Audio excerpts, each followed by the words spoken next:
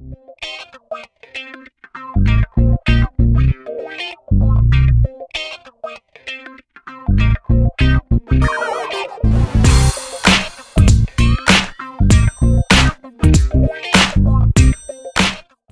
bien, bonjour, l'objectif de cette vidéo est de vous montrer comment je peux partager avec mes élèves un cours en mode privé, c'est-à-dire il n'y a que mes élèves qui ont accès à mon cours dans l'établissement, et en plus, eux, quand ils ont accès à mon cours, c'est uniquement en mode lecture, c'est-à-dire qu'ils ne pourront pas modifier mon cours.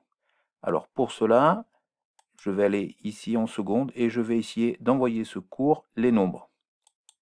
Donc, je vais ici dans ma collection, vous voyez que je suis lycée Les Lornes, je vais me mettre en mode privé. Voilà. Donc je suis en mode privé. Je vais ensuite ici utiliser le logo partager et je vais aller dans l'annuaire. Alors, lycée Les Lornes, seconde F. Donc je peux tout sélectionner pour envoyer à tous mes élèves si je veux, mais dans cette vidéo, je ne vais envoyer qu'à un seul élève qui a été absent aujourd'hui, Jim Lowell. OK. Et je vais lui mettre un petit message en plus. Voici le cours sur les nombres. Sur les nombres. Voilà. Donc je fais ensuite OK.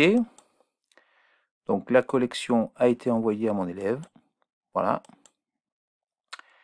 Et vous voyez que je suis passé cette fois en accès privé. C'est-à-dire je suis passé du mode privé en accès privé. C'est-à-dire c'est plus vraiment un accès totalement privé. Il y a deux personnes qui ont accès à mon cours, moi et l'élève Jim Lowell. On va voir maintenant comment ça se passe au niveau de l'élève. Alors, je suis sur le compte de Jim Lowell. On peut constater que ma collection n'apparaît pas tout de suite. Par contre, si on va sur son réseau, il y a deux notifications. Alors, première notification, voici le cours sur les nombres. Mais c'est pas ça qu'il va devoir activer, c'est ma collection les nombres. Il clique dessus et il va dire qu'il va s'abonner. Alors, il va placer cette collection dans mathématiques. Voilà. Et effectivement, voilà, il est dans mathématiques et il a la collection les nombres. Et vous voyez qu'il a accès donc à mon cours. On est en accès privé. Il ne peut pas supprimer voilà, les éléments de ce cours. Il peut essayer de les envoyer à la poubelle. Ça ne marche pas. Il ne peut pas les modifier. Il n'a pas la possibilité de modifier ses cours.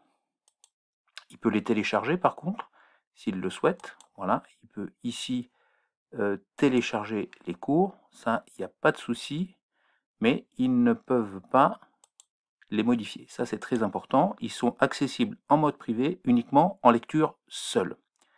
Alors, l'élève peut, s'il le souhaite, voilà, je vais à son compte, il peut me répondre. Première chose qu'il peut faire, il peut me répondre. Voilà, ici, s'il clique dessus, et il me dit « Bien reçu, merci ». Voilà, par exemple, « Bien reçu, merci ». Voilà, donc il envoie la réponse. Et je vais avoir sur mon compte une notification disant bien reçu, merci.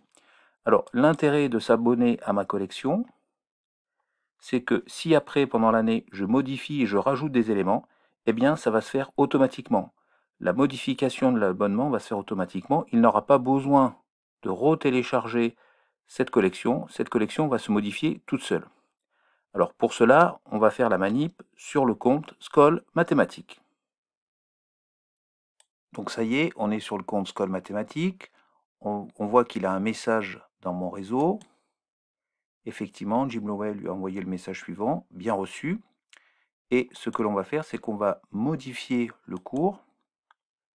Donc ici, alors je vais rajouter par exemple, je vais rajouter une note. Alors ici, voilà, je vais aller dans plus et je vais rajouter une note. Donc je vais marquer remarque, par exemple. Remarque sur le cours. Voilà, donc j'ai fait une note. Alors ça peut être ça peut être, je peux aussi, si je veux, rajouter Donc dans ce cours, voilà, je vais le mettre ici. Je peux rajouter, si je veux, aussi un fichier. Hein. Toujours pareil, je vais rajouter un fichier dans mon cours. Par exemple, voilà, trace écrite élève. Alors ça, c'est même plus qu'un fichier, c'est une photo. Voilà, par exemple, je vais rajouter une photo ici. Voilà, je peux rajouter plein de choses. Voilà. Alors, on va voir que ce qui se passe maintenant au niveau de l'élève. Donc, on voit sur le compte de l'élève Jim Lowell qu'il a dans mon réseau 2 notifications, ce qui est normal puisque j'ai rajouté 2 choses à ma collection, les nombres. Effectivement, voilà, remarque sur les cours, c'est ce que j'ai rajouté, et une photo qui s'appelle trace écrite élève. Alors, je vais revenir effectivement dans le cours les nombres, et on voit qu'effectivement, l'élève a eu la remarque sur le cours et trace écrite. Et je répète encore une fois qu'il ne peut évidemment pas modifier ça. Il ne peut pas accéder pour modifier cette note. Donc, c'est que du mode lecture. L'élève a accès en mode privé à mon cours et c'est uniquement du mode lecture. Il ne peut pas modifier ce que je lui ai envoyé. Alors, il existe aussi une autre méthode pour envoyer les cours, c'est d'utiliser ce qu'on appelle le permalien. Alors je vais retourner sur le compte de Skoll Mathématiques pour vous montrer ça. Alors je vais dans seconde, les nombres, et cette fois je vais toujours dans la fonction partagée, voilà, et je vais utiliser le permalien, en fait qui est un lien permanent.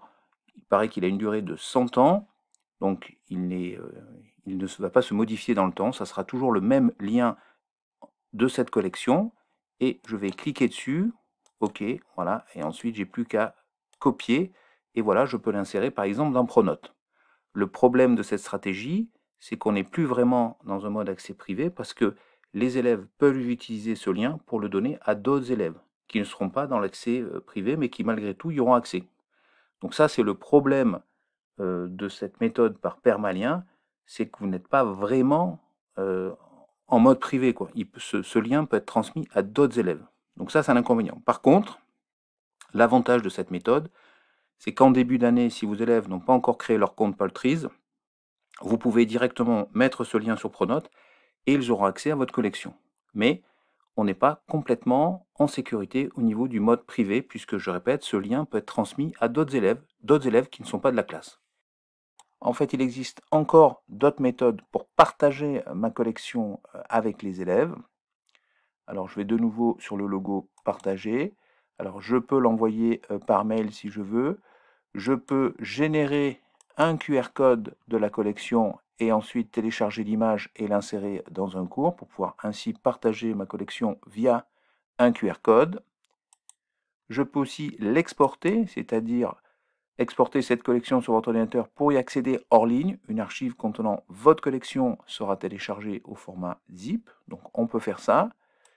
Et enfin, on peut aussi ce qu'on appelle l'intégrer, c'est-à-dire mettre cette collection sur un site internet. Alors ça peut être intéressant de mettre une collection, de mettre votre compte Paltreeze sur le site internet du lycée, voilà, parce que vous êtes le gestionnaire de l'établissement. Donc on va voir. Alors par exemple pour intégrer, voilà, je choisis un format, par exemple celui-là, j'ai des lignes de code, je les copie et je vais ainsi intégrer par exemple dans mon site. Vous voyez, j'ai aussi la fonction intégrer le code. Voilà, suivant. Et ma collection va être insérée sur mon site internet. Donc on va vérifier, je vais publier, voilà, publier. La publication est en cours et je vais visionner pour voir ce que ça donne. Et on voit bien que, voilà, j'ai accès via mon site. Vous voyez, je peux même accéder directement via mon site à ma collection. Et par exemple, le cours valeur absolue, voilà, je peux ainsi après le télécharger. Donc voilà, c'est une possibilité qui n'est pas très utilisée, mais qui existe. Donc il faut aussi en parler. Et bien voilà, c'est la fin de cette vidéo. J'espère surtout qu'elle vous a plu. Et je vous dis donc à bientôt sur ma chaîne YouTube Skoll Mathématiques.